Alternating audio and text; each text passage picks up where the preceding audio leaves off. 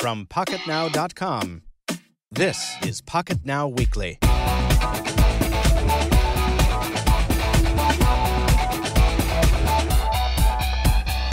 Hello, and welcome to episode 027 of the Pocketnow Weekly podcast, the once-a-week series from Pocketnow.com, where we discuss the awesome and the awful in the world of mobile technology.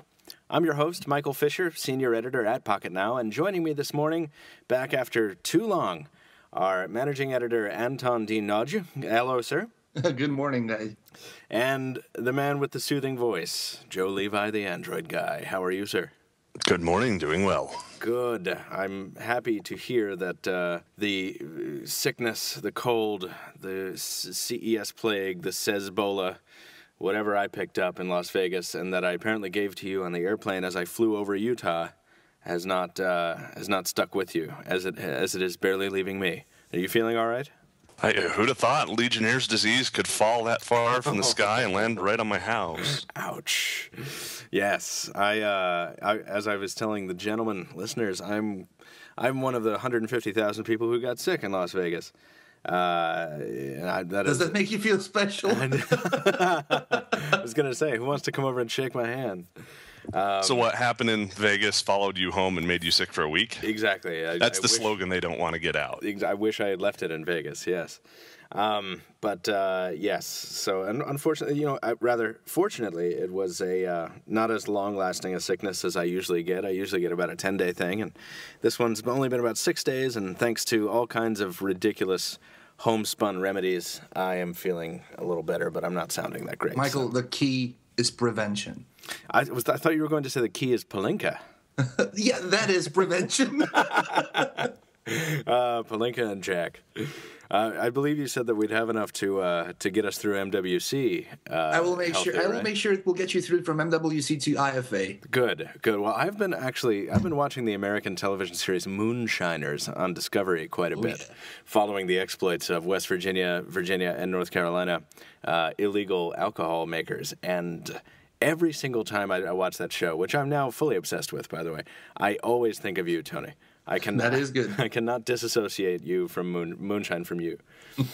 I want to kick things right off today because we have a little bit harder of a time limit than usual, and also I'm in the mood to. We got a lot to get done today, otherwise. So there's a lot of cool stuff coming down the pipe. We've got. We don't have an announced timetable yet, but maybe when he's on the air next time, Brandon could talk about the oncoming changes in Pocketnow 5.1.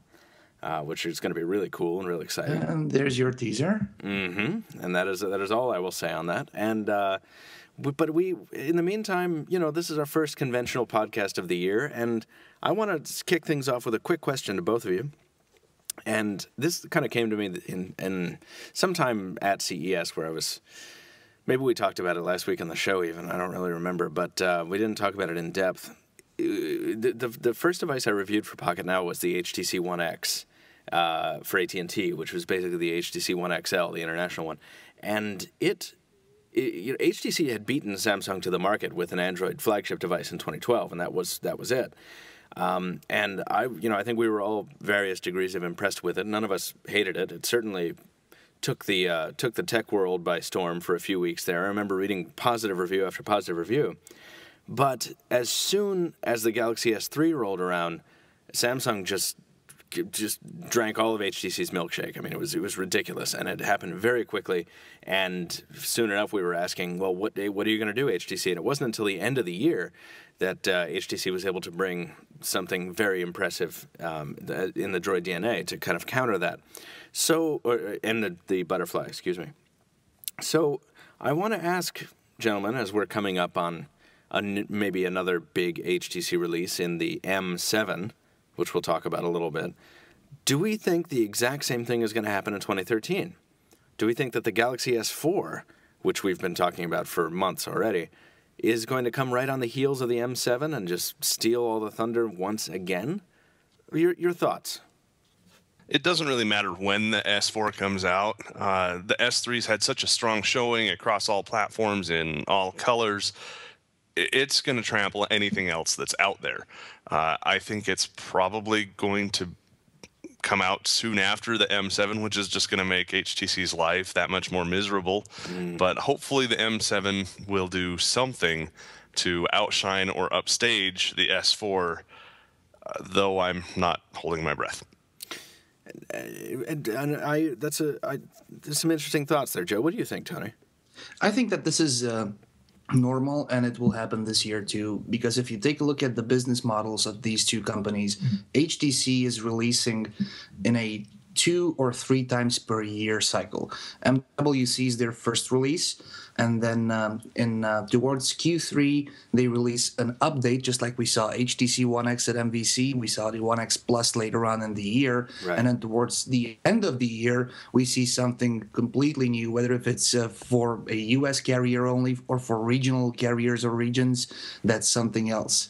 But Samsung releases one flagship per year, followed by its flagship phablet towards Q3. So I think they're leapfrogging, and HTC being the first one to announce a phone, its flagship for 2013, it will be making the headlines up until May or June when the Galaxy S4 will come out, and then it will be all summer about the S4. And then somewhere in Q3, maybe at IFA or before IFA, HTC will come up with something new to counter the Galaxy S4, but it will either be too late or not.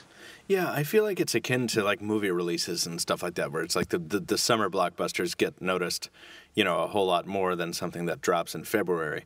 But I mean, if you were HTC, wouldn't you want to maybe tweak that release schedule a little bit after the positive, pasting they got in 2012?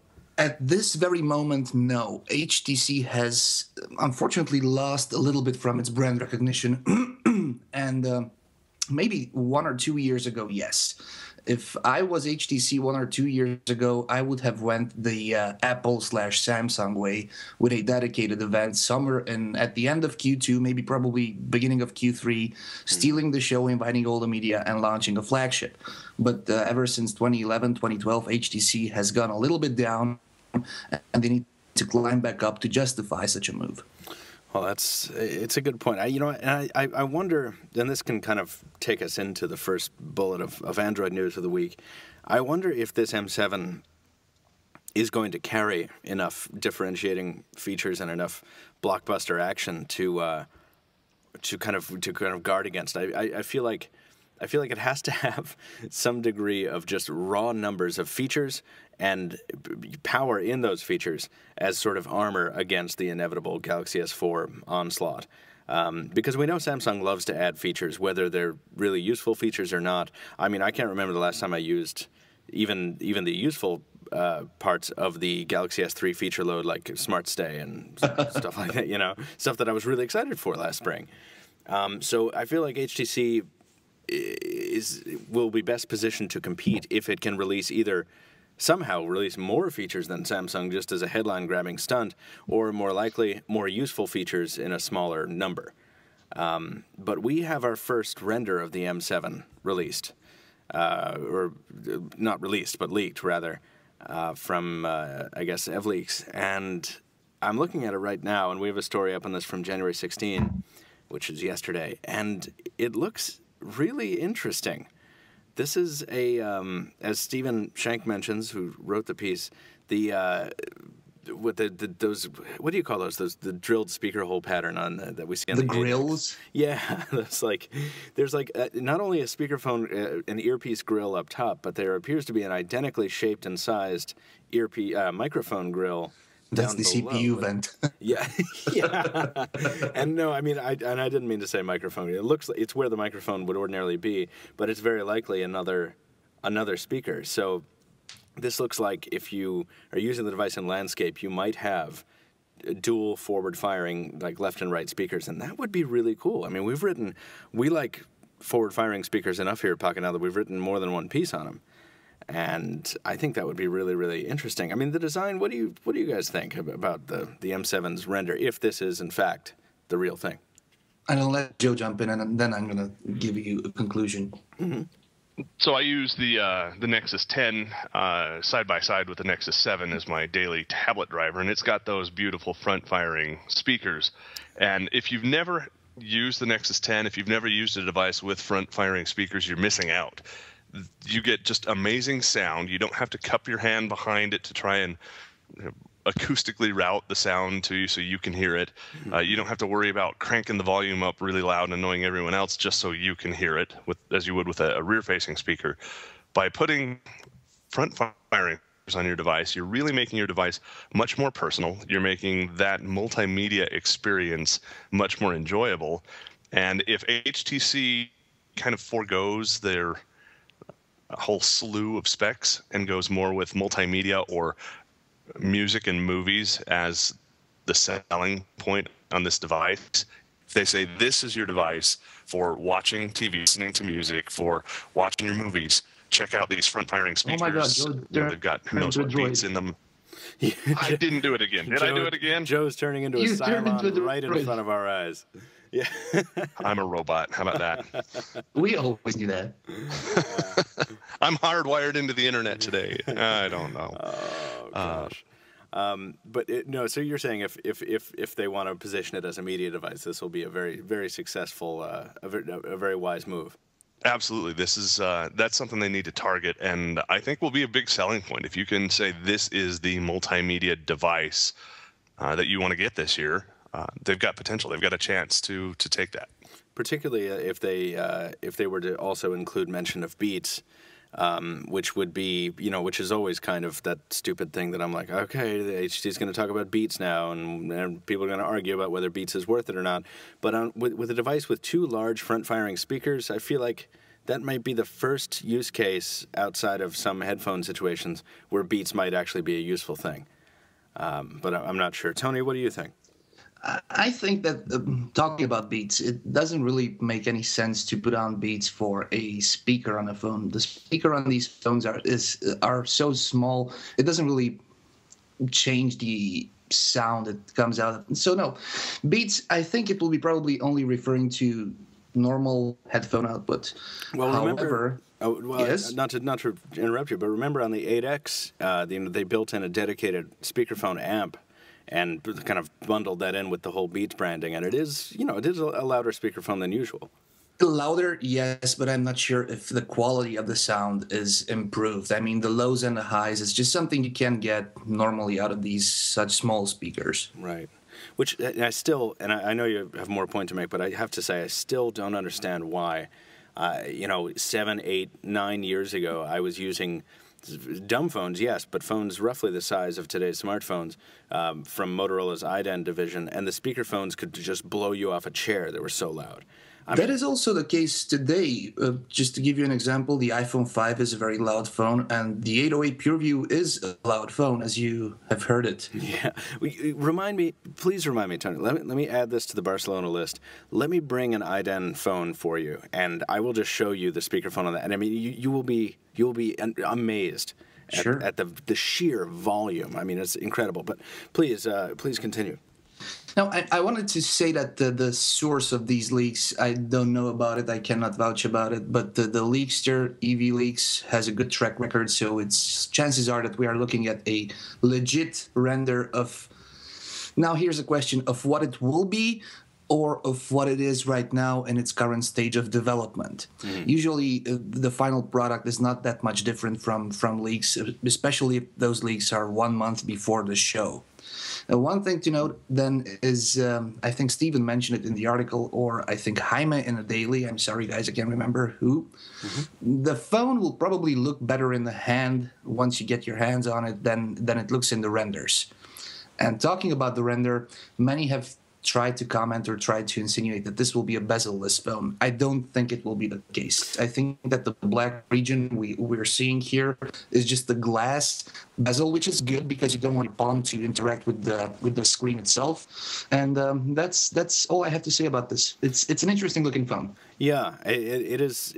That black stretching all the way to the edge of the device certainly if you were really big on bezel-less devices, you would want it to be the case that the display stretches edge to edge. We'll have to see. There's no If word you on turn that. the iPhone 5 around, looks exactly like this render. It does. I was actually thinking about that. Yeah, the black part where I believe the HTC M7 will have the screen will be the aluminum part on the iPhone 5, and then the top and bottom parts will probably be polycarbonate on the HTC phone, and they're just glass on the iPhone. But yeah, I think that's going to be the principle: glass with plastic.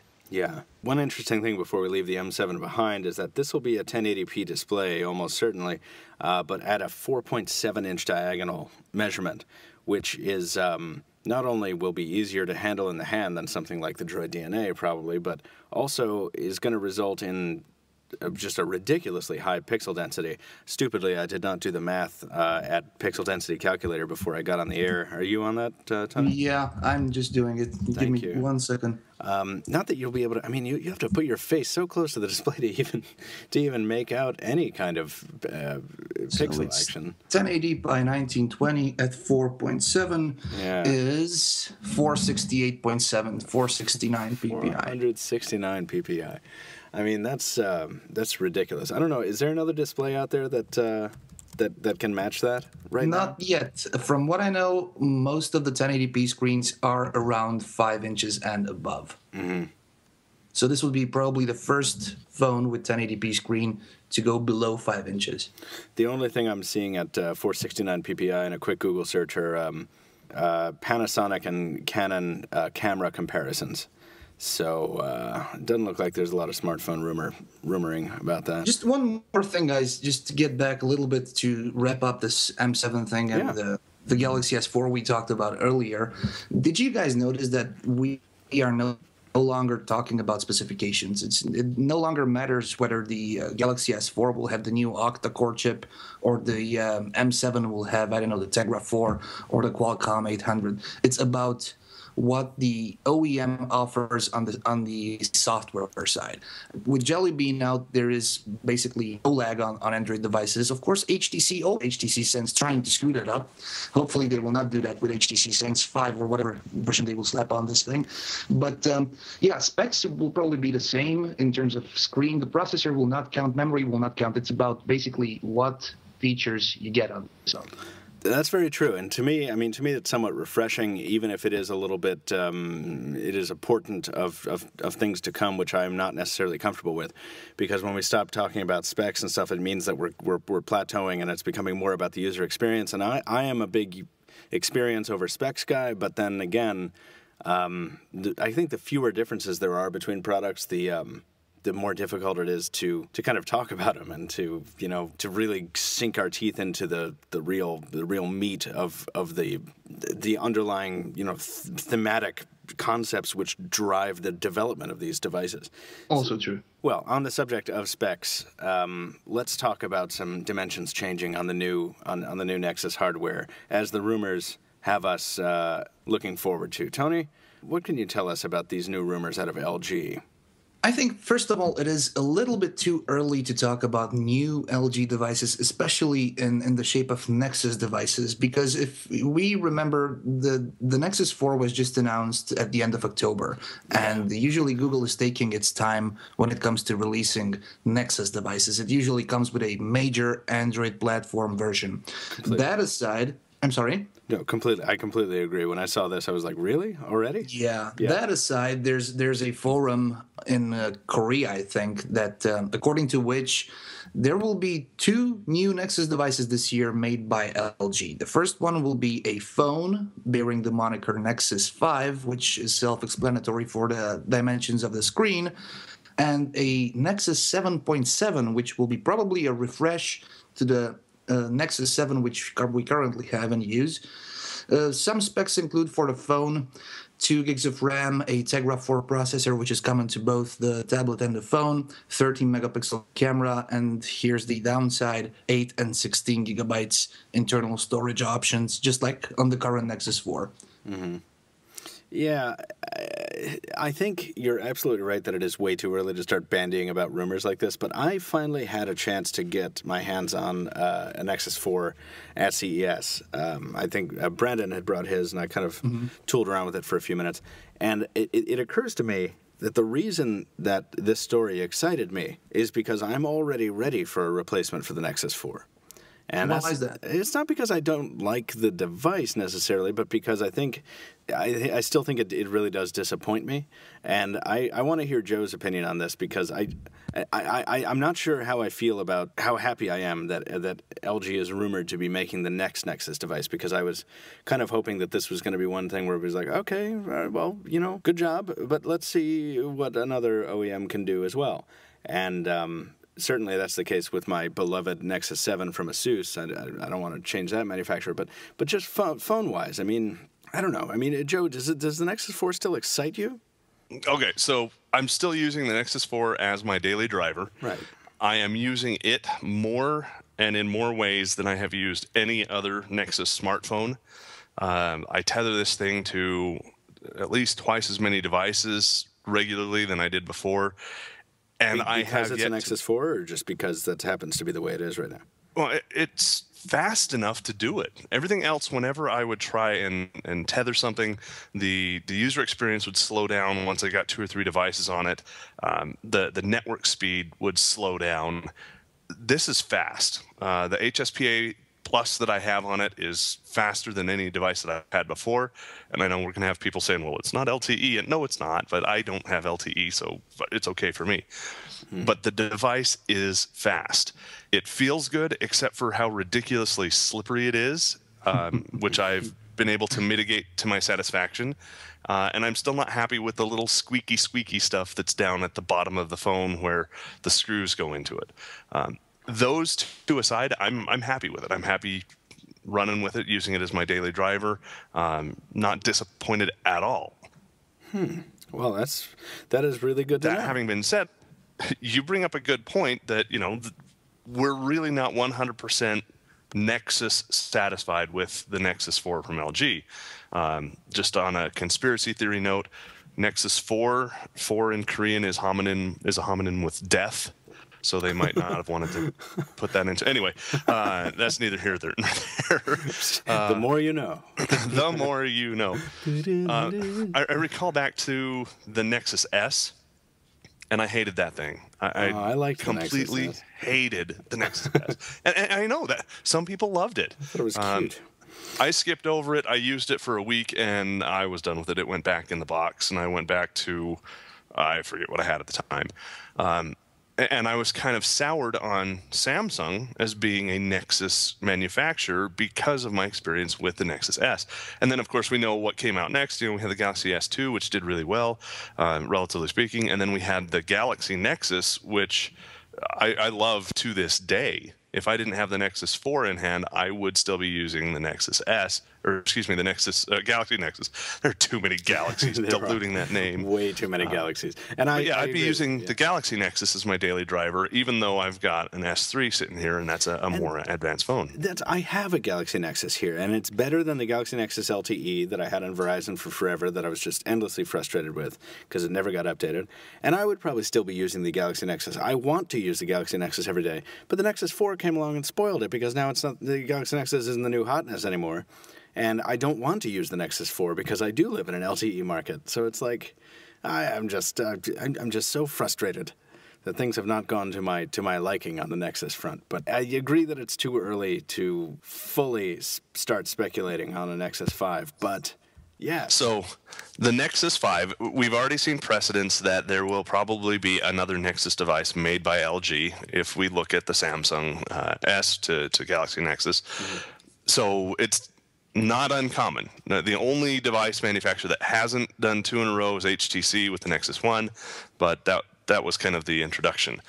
The second thing we've got is the naming. 5 is not 4, so it doesn't mean death in Korean. So that's a good thing, right? It's going to be a better phone all around because it doesn't mean death. Of course. The next thing is, this is the Nexus 5, which I've got to assume ties in with when it's going to be released at Google I/O or announced at Google I/O. And the OS that's running on that with a name like Nexus 5 if that is its name, we're going to see Android 5. I Not think necessarily, that because we established in the past that the numberings refer to diagonals of the screens and not the OS versions. Oh, sure, absolutely. But I can't see them saying this is the one that came after the Nexus 4, so it's the Nexus 5. By the way, the Nexus 4 was running Android 4, and not take up that marketing opportunity to say the Nexus 5 is introducing Android 5. I think they'll take that opportunity to push everything all together in that new package. Yeah, I feel like I don't know what the staggered time was between from froyo to gingerbread and then from gingerbread to ice cream sandwich, but yeah, because honeycomb we don't really count in the same thing because it was tablet only. We don't talk about honeycomb. We don't talk about honeycomb, but I agree that would be an almost like irresistible opportunity for the marketing department to use that 5 in more than one way. I don't know. I tend to think that we're kind of getting due for key lime pie. I think Jelly Bean brought a lot of cool improvements, but I think that well, like I just said, I mean, we had the leap from froyo to gingerbread, and that was barely. I don't think that really got too much steam up before ice cream sandwich was announced, right? So it's not unheard of for a previous Android version to not enjoy too much distilling before the new one comes around the corner and says, "Hey, guys, here's what I think. Yeah, I think it is too early for a phone. And Google knows this, and if Google makes the huge mistake of announcing a phone at Google I/O, they will shoot themselves in the foot. This is in May you're talking, right? Yeah. Okay. So if there will be a Nexus device announcement coming with a new Android platform, that definitely has to be a smaller than 10-inch tablet, because the Asus Nexus 7 was launched approximately around that time frame last year. So if you take a look at Google's launching devices policy, it's usually a tablet followed later in the year by a phone, and in exception, last year we also had a 10-inch tablet. After October, launching a new phone in May will get people very pissed, because the Nexus 4 isn't even in the hands of those who want it. So my money is on this. Maybe a new Android version with maybe a new or a refresh to a smaller tablet, the phone towards Q3. And normally, Tony, I would agree with you on your outlay. I think you're completely spot on with timelines and with the frustration that having a phone released so quickly after the Nexus 4. But this is the Nexus 4, and you are either someone like me who just absolutely loves it, or you're one of the majority who either can't get it because of manufacturing issues or distribution issues or who knows what, or you're like Michael and it just doesn't really impress. You don't like it. So Google and LG may be changing up their release dates just to say, okay, we got the Nexus 4 out there. We learned a lot from it.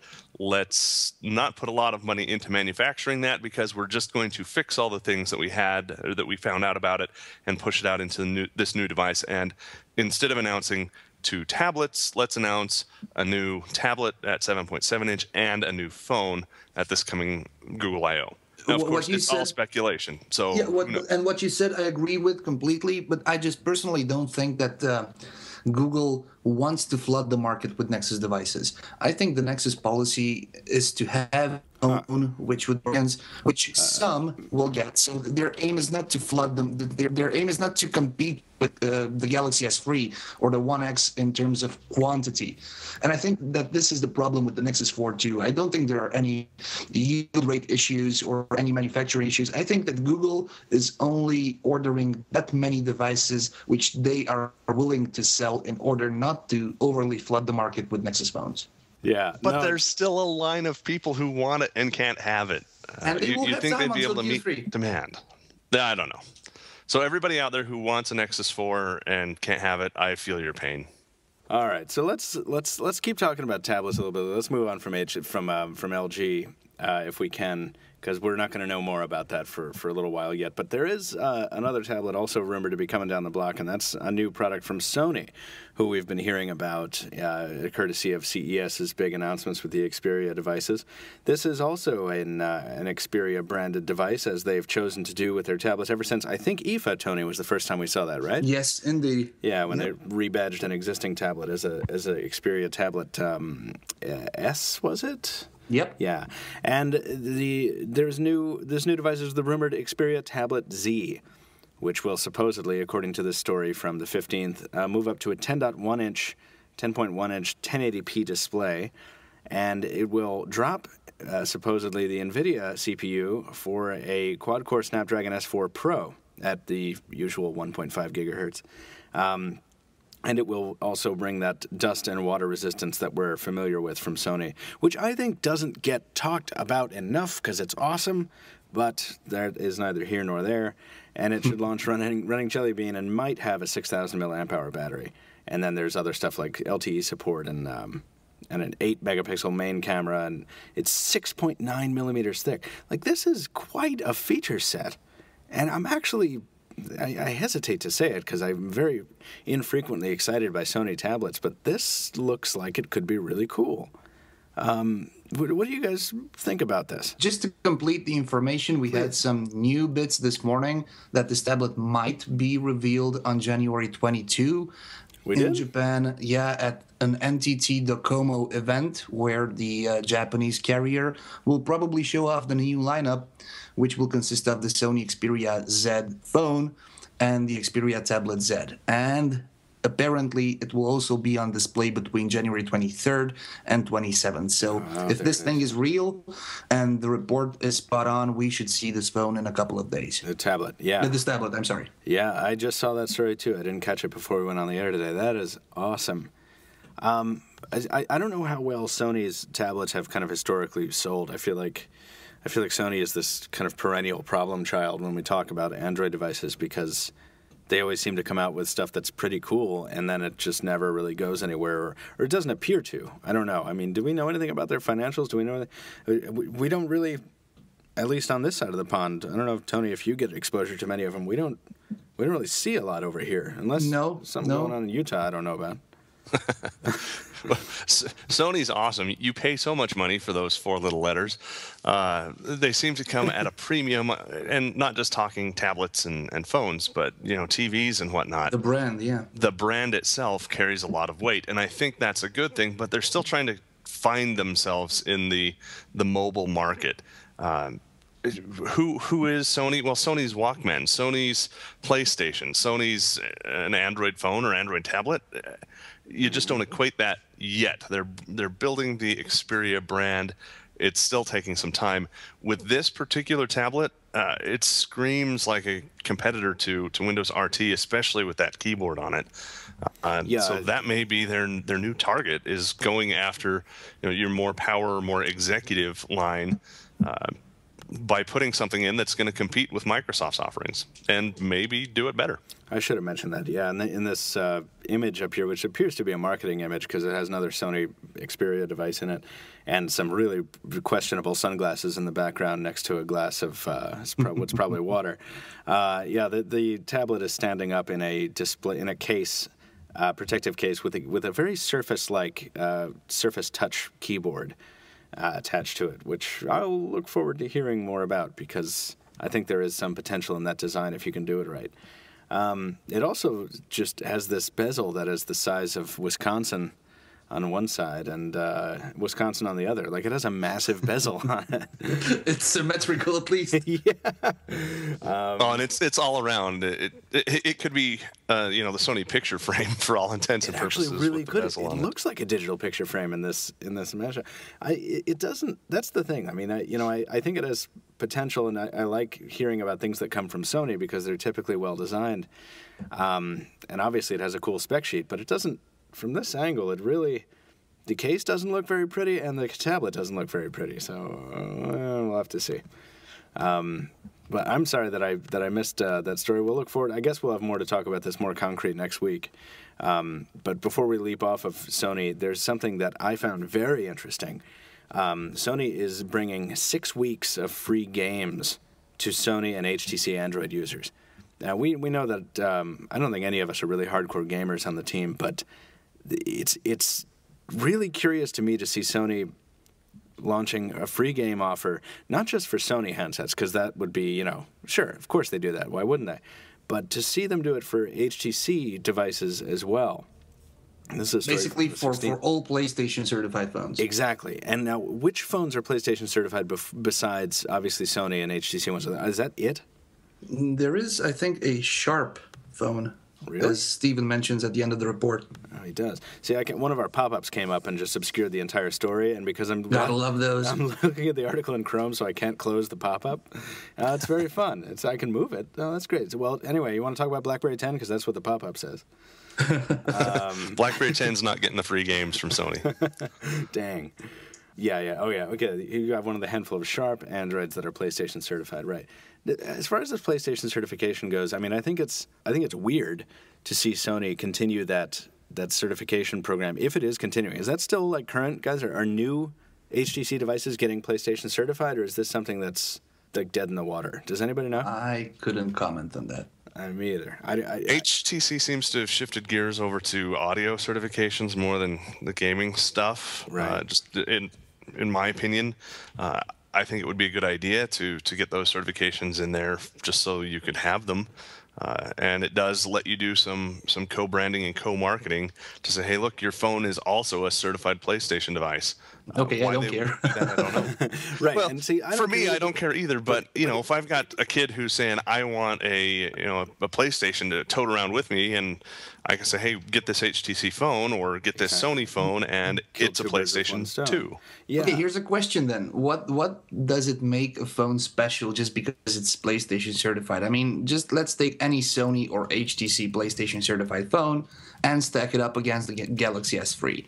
The specs are higher on the S3, and it plays the game as well, if not better, than a PlayStation certified phone. So what is it about this PlayStation certification aside from branding and marketing? It looks like Sony has created a set of guidelines and requirements for hardware known as PlayStation certified.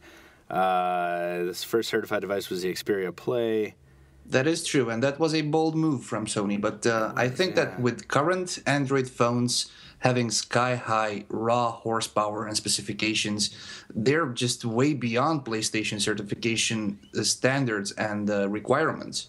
Yeah, I would tend to agree, and it doesn't look like, from the very quick just hunt I did on the internet right now, I'm on I'm on Wikipedia and I'm just looking at the PlayStation certified logo and stuff. And it's like, you guys remember what NVIDIA did with the Tegra Zone? If you have a Tegra powered device, go to the Tegra Zone and install specific Tegra optimized games. Yeah, they run well on Tegras, but they run just as well on the S3. Yeah, I think it's not as big a deal as maybe it once was, if it ever was really a big deal. I just find it really interesting that Sony, who is, hasn't really taken its foot off the gas with regard to trying to get its own products out there, its own Sony mobile, Sony handsets out there, is still running this program that gives any kind of slack to another manufacturer like HTC. I feel like maybe this was a partnership they signed back before when they were still confused with Ericsson and all that kind of stuff, and maybe they are just. I wouldn't bet on seeing this continue on any devices but Sony Xperia devices, and I think it'll be just as meaningless, Tony. I agree. I think with the raw hardware we've got, it doesn't really mean anything, but. I would be very surprised to see this continue on anything but a Sony Xperia phone. Yeah, I have a PlayStation certified phone. Yeah, great. I have a Tegra 4 phone with 72 GPU cores. Right, yeah. But it is cool news anyway. I mean, if you're into gaming, Sony's releasing one free game every 7 days. And it's apparently kicked things off with a rhythm game called Samurai Beatdown, which I don't care about. And I think even Steven mentions that hopefully more cool games find their way to the platform. I want to say, even though I'm not a real mobile gamer, I've been really hungry for a mobile game worth playing, besides kind of my old standbys. And I wish the development pace was a little higher for non-iOS devices. That is to say, Android to a degree, but also really, really Windows Phone. I'm really excited about getting a solid game on Windows Phone because I'm I'm getting nervous that I'm going to finish Rise of Glory someday soon. Do they have Plants vs. Zombies on Windows Phone yet? I tried playing that once. They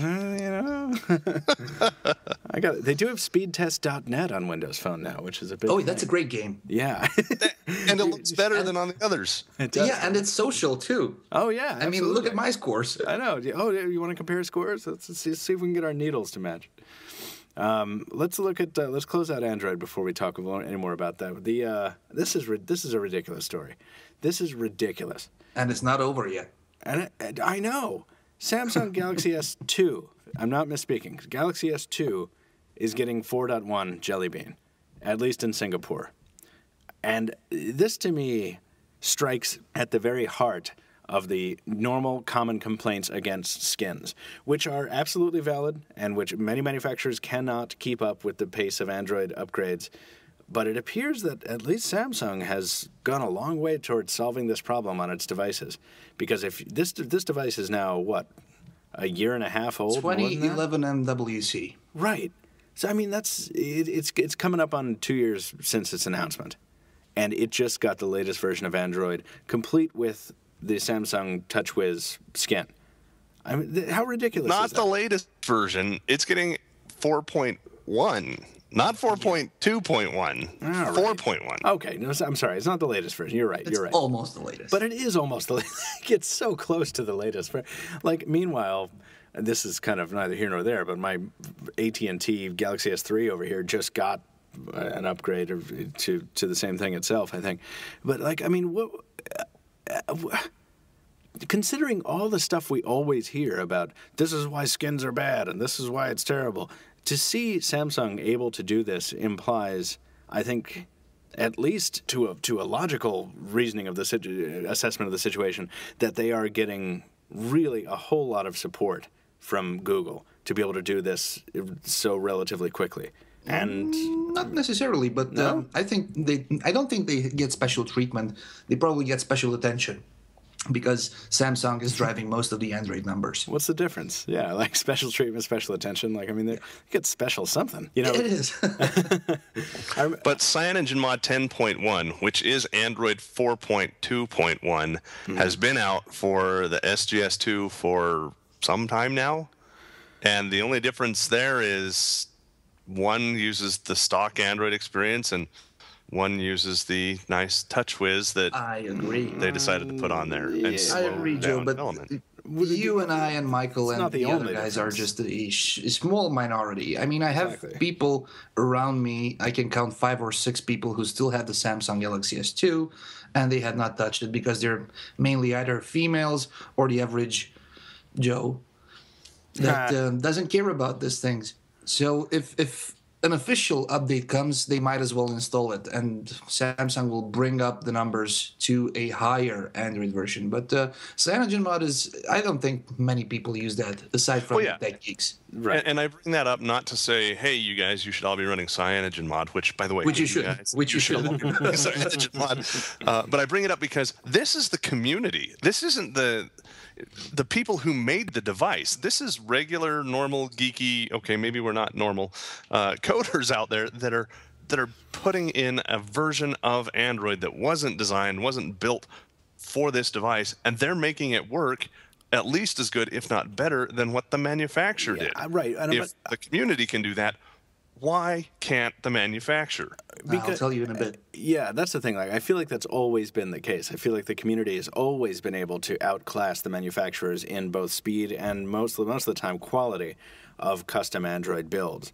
And so I feel like there's nothing new there. I feel like the new thing is that, yeah, these manufacturers have always lagged behind, and they've always made excuses, and they've always hemmed and hawed, and then half the time they just drop support for these devices that they flat out said they would upgrade.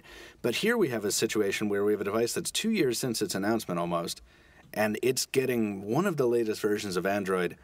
You know, I think that's pretty cool.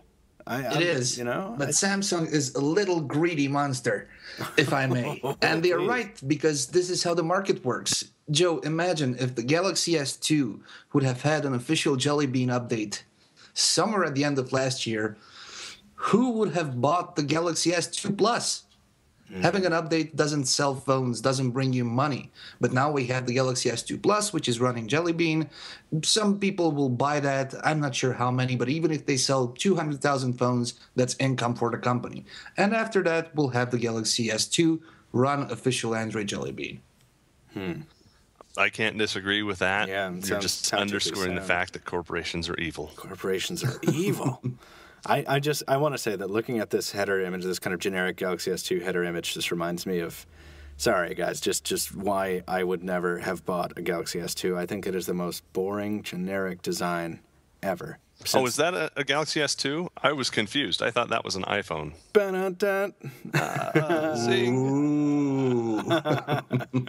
Let's move on. Let's jump into to Windows Phone, because Windows 8 and Windows Phone, because this is actually exciting. And by the way, coming off me like kind of insulting one of the most popular phones of all time into what I'm about to say is going to sound ludicrous. And listeners, I would not blame you for leaving a comment that says, Michael Fisher, you need to get up later in the morning. You need to get more sleep.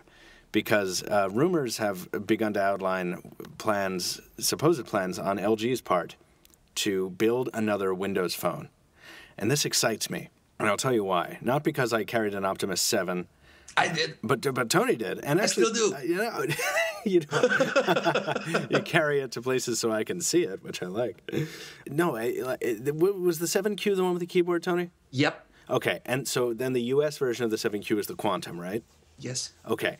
The Quantum, the LG Quantum, listeners, if you're not familiar, it was in the initial run of Windows Phone 7 devices in the United States, and I guess the 7Q was physically identical, but it was a side-sliding QWERTY Windows Phone 7 device. And that keyboard is one of the most comfortable I have ever typed on. Have either of you guys gotten your thumbs on that action? Mm-hmm. Wasn't it great? It was. I aside from the fact that I don't like any hardware keyboard-enabled phone aside from Blackberries, it felt good. Yes, it felt good. Would I have used it? No, but it felt right there with the HTC Rhodium and Titan 2 and the good old keyboards. It could definitely keep pace with those, and I think it was better than some other side-sliding keyboard. Now, to be fully clear, Tony, I agree with you. I don't want a physical keyboard anymore.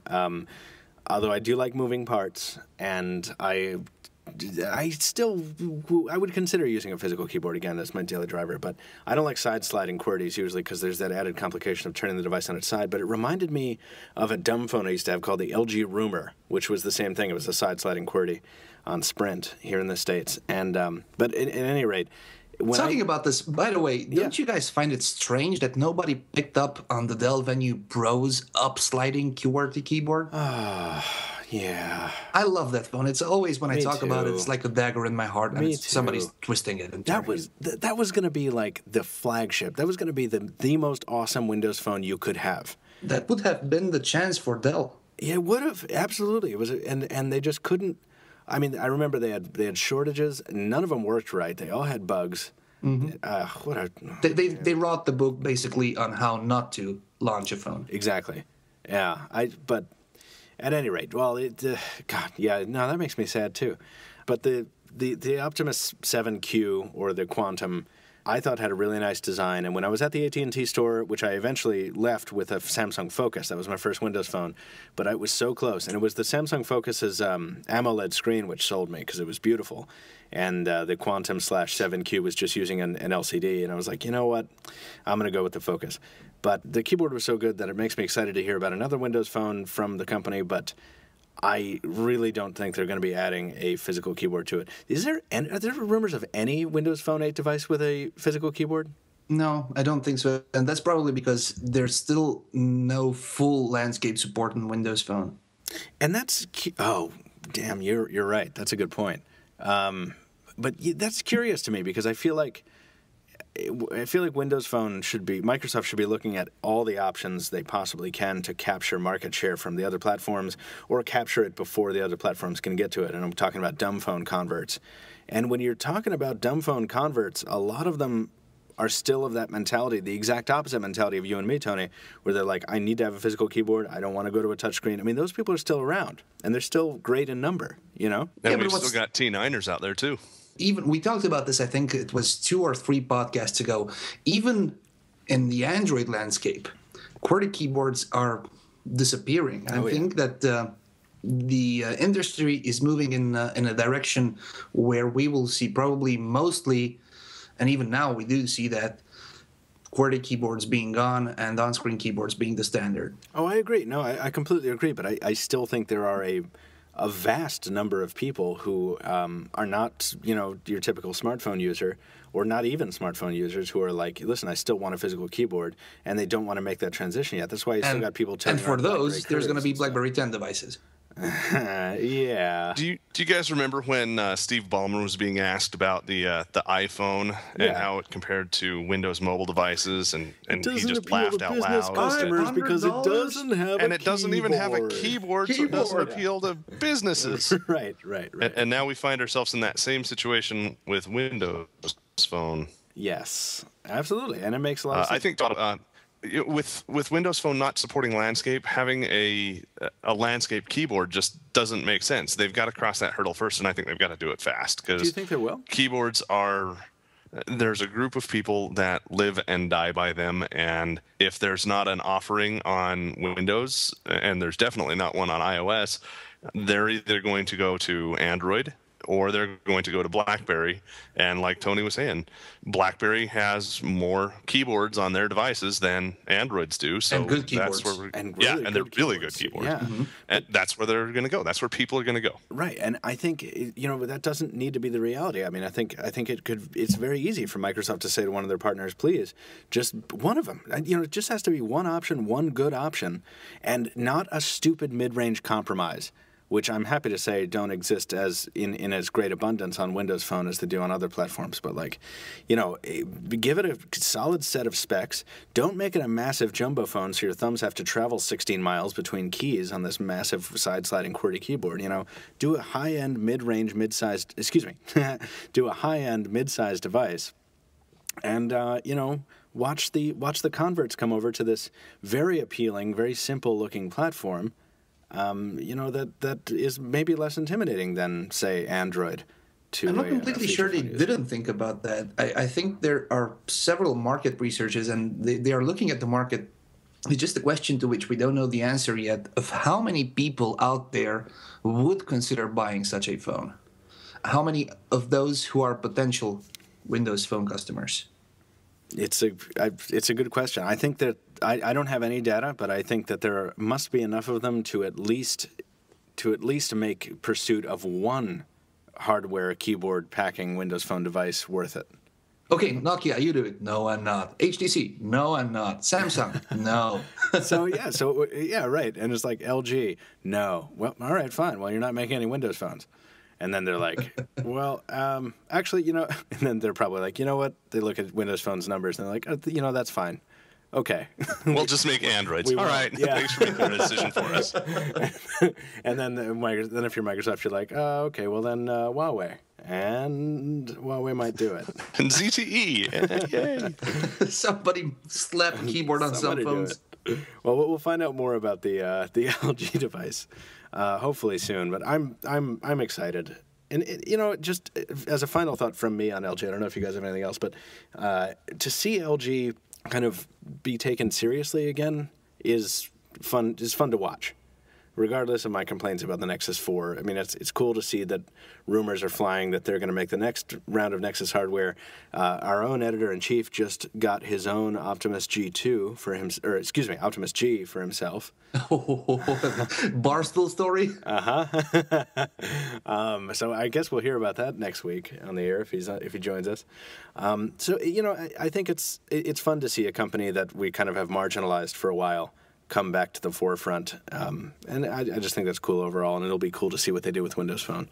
And we called it right here on the Pocketnow podcast. We put our eggs in that basket and said, Tony will eat my hat if LG doesn't make a good showing. And so far, right. They're not perfect, but they're ramping up, and if they keep going at the direction that they're going and the speed that they're going, we're going to see some really, really awesome LG phones that put even the Optimus line to shame. LG's back in the game.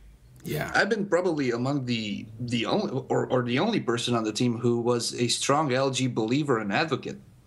I think that many wrote LG off because of, quote, poor build quality, quote, poor support. But I think I think LG can do much more than that. And they have proven it with the Nexus 4, with the Optimus G. And with Windows 8, I think they will do a good job. Just imagine the Optimus G running Windows 8. That's a beautiful phone with a beautiful OS. Oh, well, that would be something else. Yeah, I would like to see that. We want to talk about a couple other manufacturers here in the Windows Phone space, and I feel like Nokia is one of my favorite things to talk about. But I talked about it a lot already in an article and an editorial from a couple days ago called "Nokia sold 4.4 million Lumias last quarter. Here's what it means," which is a headline that came to me from Tony and required a whole lot of research. And I don't think I even scratched the surface of how difficult it is to get a handle on a company's financials, particularly with a preliminary report only.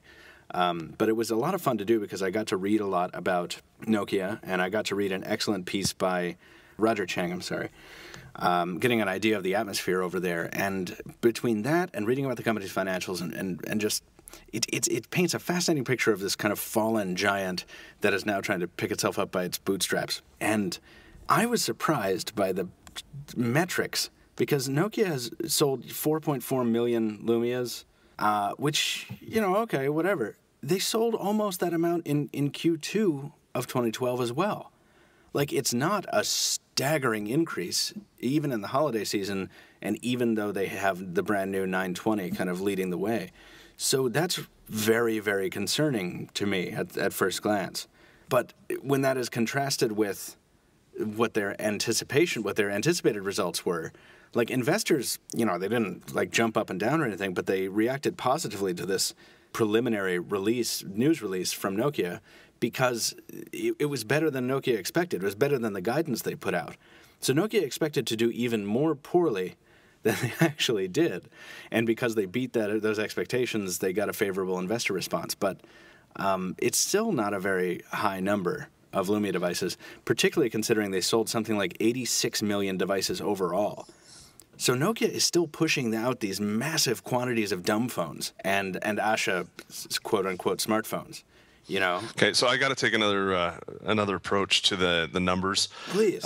You made the comment that they expected to do poorer than they actually did. Yeah.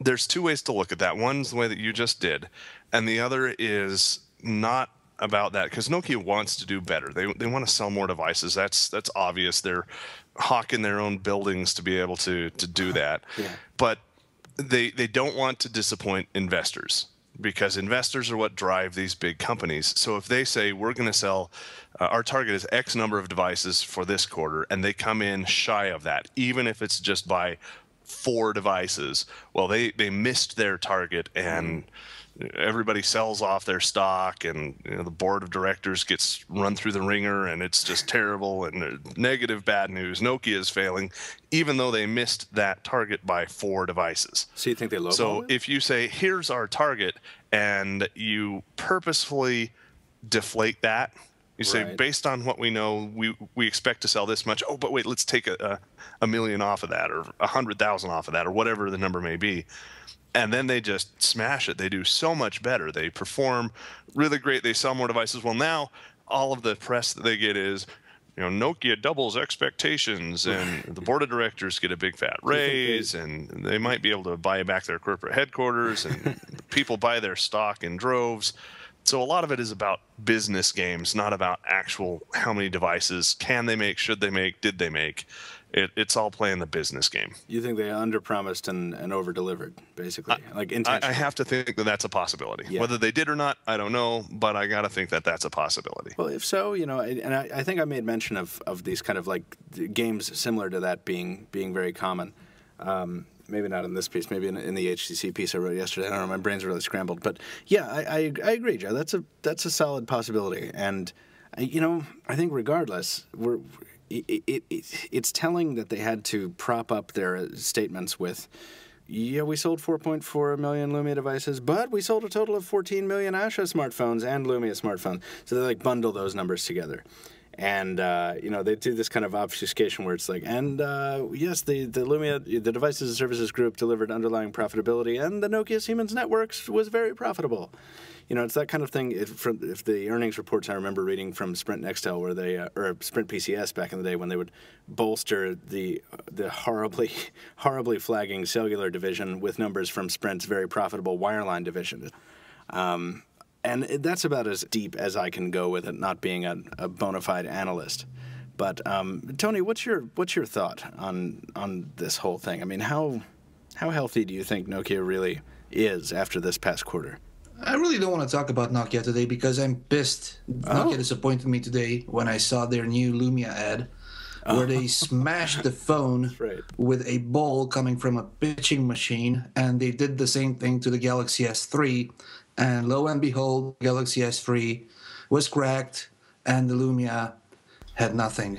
So you're mad because everybody who smashes their phones with a ball buy Lumia 920. All the rest buy the Galaxy S3. I feel like that's the newest iteration of the running it over with a car thing, right? That's the lamest approach to marketing I have ever seen. Yeah, I mean, to be honest, I'm not necessarily surprised to hear that. I enjoy my Samsung devices, but I think a Galaxy S3, I sometimes feel like if I look at my Galaxy S3 wrong, it'll fall apart. But do you too smash your phones with the pitching machines and balls flying out from it? Well, that's an American tradition. Absolutely, throw out the opening pitch. You get your phone, you tape it to the wall, and you start throwing stuff at it. And isn't that what you do in Romania? That's why phones had antennas back in the day, so you could swing them with it. Yeah, we still have a long way to go. I'm just picturing this ad now. I have to go watch it. I haven't seen this yet. I used to play pitching machine in Little League. I was good at it. No, speaking of throwing things, and I know this is way off topic, I had a buddy who posted something on one of the social medias who said, I just got this brand new phone, and I think it was a Samsung that he got. He said, and he's going from a dumb phone up to a smartphone. He said, it's great. And then I saw this thing on it called airplane mode. It's like, I got to try this. So I checked the box next to airplane mode, and I threw it across the room. Worst airplane mode ever. That's awesome. So that's material right there for a good ad. Somebody should pick that up. Somebody should steal that tale. Copyright Joe Levi, 2013. Stolen by Joe Levi. Copyright. Yeah. Did you want to say one last thing about Nokia? Because I want to touch on. I recently was shocked to find out that here in my region, the Lumia 920 goes for the same amount. No, actually goes $5 more expensive than the iPhone 5. Really? So yeah. And I have checked a couple of websites locally and around me in some other countries, and it looks like that's the price policy for this region. And you know what? I really don't think that the Lumia 920, in terms of brand recognition, can put up a fight with the iPhone, especially at the same price. No, I think that's a dumb move as well. But I'm sure there's some explanation for that somebody sees as logical, but I agree that's absurd. I am happy to say, and I mentioned this in the piece, that anecdotally speaking, my Lumia 920 has been well recognized by my Luddite friends and family, where I'll take it out of my pocket, and instead of people saying, "What the hell is that?" like they did with my Lumia 900 or my Samsung Focus, they'll say, "Oh, is that the new Windows phone?" And I'm like, wow, are you serious? Like, this is happening? So it's good to see that mindshare is developing there, but I agree, it's nowhere near the ratio required to command the same price as an iPhone at this point, which is why it's so heavily subsidized over here, I think. Yeah. But it's not the only Windows phone that's garnering any kind of news. We saw the Huawei W1 at CES, which is this mid-range phone that comes in several colors, a mid-range Windows Phone 8 device. I think Huawei's first Windows Phone 8 device. But the W2 was nowhere to be seen, which is supposedly the higher-end competitor, the Ascend W2, and we are hoping to see it, if I'm not mistaken, at MWC, according to this Stephen Shank story from the 14th. Yes, it makes it clear that there's two big smartphones that Huawei is going to introduce at MWC. One is presumably the Ascend P2, the very thin Android device, and then the W2 is very likely the other one, with the rumored specs of a 4.5-inch 720p display, dual-core processor, 1 gig of RAM, 8-megapixel camera, the usual kind of stuff we see from Windows Phone devices. But Huawei is making a big play to stand out from the crowd with their new Android phone, so I'm thinking that they might try and introduce something interesting on this kind of flagship Windows Phone 8 model of theirs. Like maybe there's... It's Sony that has the stamina mode, right? Is that what they call it? For the screen? No, for battery life preservation. Sony Xperia Z, yes. Okay, so Huawei calls their power preservation stuff something else that I can't remember right now. But they might be trying to do something else because they are packing a 2,800 milliamp hour battery into this sucker, this W2. That's the rumor anyway. And it's only 7.7 millimeters thick. So Huawei is obviously trying to stand out based on endurance. And that's pretty cool because we like our phones to last a long time. And Windows Phone 8 already manages power pretty efficiently. So we'll have to wait and see if that's worth seeing. Guys, do we want to... I don't really want to talk about this. The Surface, according to analysts, possibly only had 1 million sales last year. I don't know what to make of that. I don't know what to make of analyst numbers. I don't trust them. I don't trust analysts. Yeah, that's the thing. I don't trust numbers. So good. There you go. And good. All right. You know what? Then nothing in that sentence is anything I want to talk about. Let's talk about iOS before we close out the podcast here. Apple has seen its vice president of retail resign. This is Jerry McDougall. Tony, this is your story from the 16th. Indeed. What's going on at Apple? We have people I think that leaving it's all over the place. whatever is going on in Apple. It's a normal evolution of the company. I've read many comments, and many Apple haters would love to say that people are jumping a sinking ship. No, that's not true. No, I think that after Steve Jobs has passed away, and there's a new administration, a new executive chain of command at Apple, there's a new policy. We've seen Apple do things under Tim Cook that we never thought possible under Steve Jobs. I'm talking about the smaller iPad. We're probably going to see new color iPhones. So they're trying to shift and adapt to the market. And those people who were working at Apple under Steve Jobs in that era either don't want to adapt or they just don't have what it takes to keep up with the changes at Apple, which is a company that didn't make that many changes over the years. So I think that this is just it, and we're reading too much into it. It could be. I think at the very least, people who leave companies, like somebody needs to be paid somewhere in some corner somewhere, so preferably some nice office with some like nice paneling and some fresh spring water. Someone needs to be paid to come up with about 25 modern, better excuses for why people leave companies.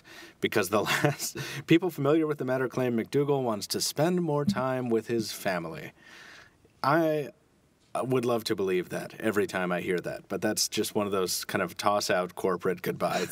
Yeah, exactly. We have that around here. Whenever you quit your job, you say it's for personal matters, personal reasons. So I think that this exactly translates into more time with the family in the U.S. Exactly. Yeah. Back at Nextel, when talk was being passed around that somebody was going to be fired, the rumor was always, the nomenclature went, yes, he's going to be promoted to customer.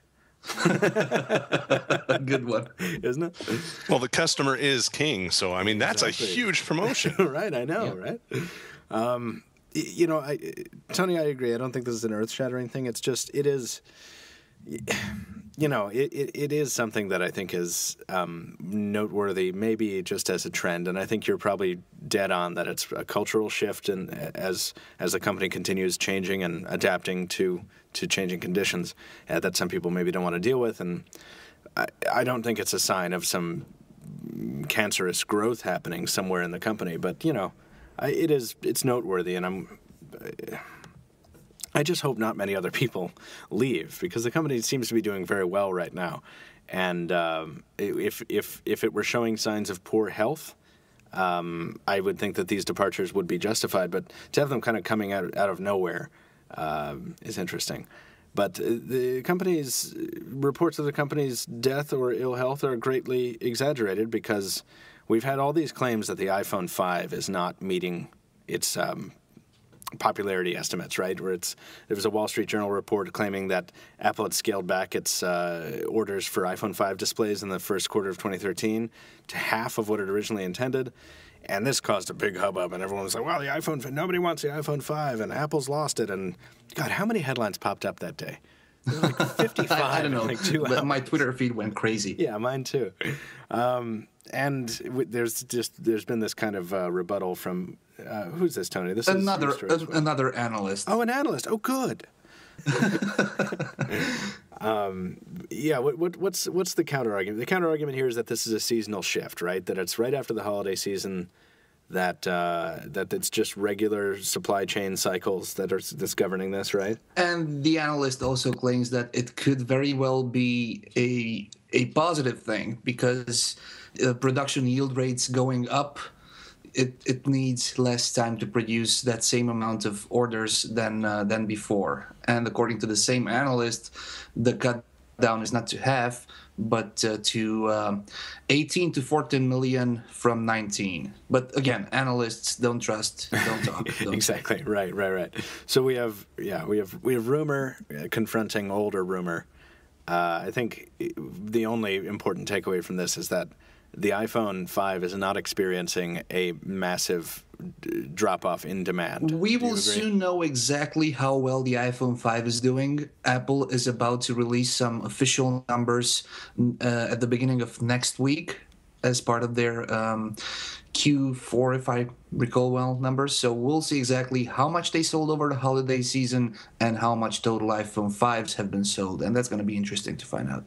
Good. Oh, it will be, and we'll talk about that as the news comes up. And for the final bit of news from Apple, we have clashing rumors once again over the perennial topic of the cheap iPhone. This is from Stephen from the 15th. Rumor had it. I think it started all 1.5 weeks ago that there will be a cheaper iPhone, and that was the first rumor. And I said, of course, and probably other people also said this, that Apple doesn't need a cheaper iPhone because of their business policy. Always the last year model becomes the cheaper model. So the 4S became the cheaper model when the 5 came out, and the 5 will become the cheaper model when the 5S came out. Yeah, exactly. But no, some went further, and they said that it's going to be completely made out of plastic at its back, just like the original iPhone, which was made of polycarbonate, and it will be addressed and targeted to emerging markets. And even, I think, Scully, the ex-CEO of Apple, said that this would be a good idea. And then again came all the rebuttals and the debunked tryouts and trials, and now we're left again in a situation where we hear contradicting rumors from left and right. Yeah, this one strikes me as one of those rumors that sometimes there are rumors like the iPad Mini that come out at surface and then submerge again, and they just keep appearing, and you can't ignore them, and then they result in a product. Apple's been known and established on the market as a company who makes premium products. Exactly. Now, I'm not saying that a plastic iPhone cannot be a premium phone, but comparing to the aluminum or glass iPhone, that's a cheap product. No, that was the point I was going to make. Like, I think that this is not an iPad Mini rumor. I think this is one of those rare rumors that keeps popping up for no good reason, and because people think it would be a good idea. I don't see Apple doing this. I think there is a reason behind this, and very strangely, at least in my head, the stock market reacts to these rumors. And if you take a look at Apple stocks, after each and every one of these rumors, Apple stock goes down. So there must be an interest somewhere to keep Apple stock down. Of course, Apple stock climbs back up, and then we have another rumor, and it's a game like this. One of the crazy bits of that financial science. I don't know. So just to take this slightly different direction for just a moment, I find it interesting that we have Apple, who makes a very high-end product, and there are rumors about them getting into the more affordable or budget line, whether they're true or not. And then we have Sony on the other side, who is struggling to get into the high-end smartphone market, but does so well with their budget line. Referring back to the story that we talked about just a little bit earlier in the podcast, these are two equally impressive companies, both in the same market, that are at opposite ends of the spectrum. One of them trying desperately to reach the high-end spectrum, and the other being Apple, maybe not, or maybe trying to avoid the budget end of the spectrum. Well said. Just kind of interesting. Yeah, no, it's a solid point. And in conjunction with something I'm sure we'll talk about next week, which was Sony's kind of abandonment of the budget sector, that's something that's an interesting note to close on. Because we have a lot of news coming up in 2013, but it's been a slow start to the year, and I'd love to get to listener mail, but we all have to go. This was an early morning podcast, and we had to get it in the can for you listeners, and we thank you for listening. But we've got a jet. We've got stuff to do. Tony, tell me just right before you go, what holiday is it? It's your namesake day? Yes, it's my name day. So it's Saint Anthony. Saint Anthony. So, and as a result, you're going to go. You're off to celebrate. Yes. Yes, that is true. That is awesome. Well, I hope it's a good name day for you. Thank you very much. Joe, anything before we wrap it up?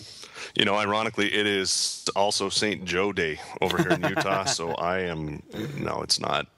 Thanks for listening, guys. I appreciate being here with you. And Tony, I'm not downplaying your holidays. So go out, have fun, enjoy, and make sure you get lots of pictures so we can participate vicariously. Amen. Thank you. Maybe we'll have the first Pocketnow Weekly slideshow with Tony's name day pictures. But I'm not sure. I think that'll blow off our clean tag. Yeah, I think you're right. Well, that'll wrap it up for the last clean episode of the Pocketnow Weekly. Episode 027 is done. Find us on Twitter. Anton is at Anton D. Nagy, ANTONDNAGY. Joe is at Joe Levi, and you can find me at Captain Two Phones. You can also follow Pocketnow officially. Pocketnow Tweets is the Twitter name. Pocketnow on Facebook and Google+. Leave us a review on iTunes or Xbox Music if you like what you heard. We will get to your listener mail. If you have a topic, question, or suggestion for the podcast, if you just want to say hi, email us, podcast@pocketnow.com. Everyone, thanks for listening. We'll see you again next week. Bye-bye. We'll see you next time.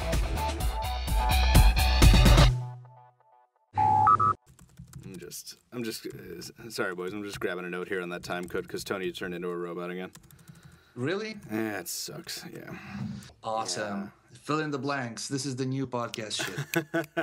There you go. New feature of the podcast. Find out when we go bandwidthy.